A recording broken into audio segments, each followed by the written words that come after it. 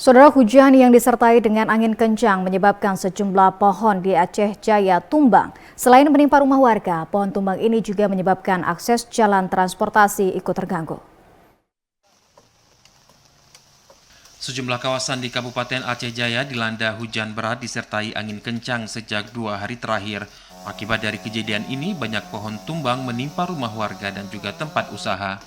Pohon tumbang menyebabkan arus transportasi warga menjadi terhambat.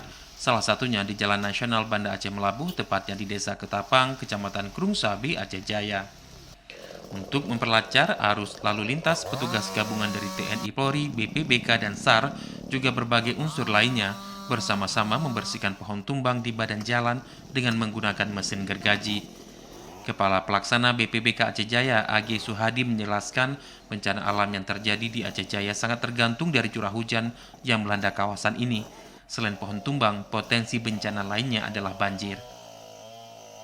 Tadi di 6 lokasi, sedangkan pada sore ini itu di 12 lokasi terjadinya tumbang pohon kayu dan juga mempengaruhi jalan lalu lintas jalan Banda Aceh Jalan. Jadi kami himbau kepada pengguna jalan terutama itu sangat berhati-hati karena sesuai dengan prediksi BMKG memang Aceh Jaya akan diguyur hujan lebat hingga sedang hingga lebat dalam intensitas lebat di 3 hari ke depan. Bagi pengguna jalan dan warga yang tinggal maupun berada di kawasan rawan bencana alam, diimbau untuk tetap selalu berhati-hati dan siaga terhadap berbagai musibah. Dari Aceh Jaya, Musliadi, TVRI Aceh melaporkan.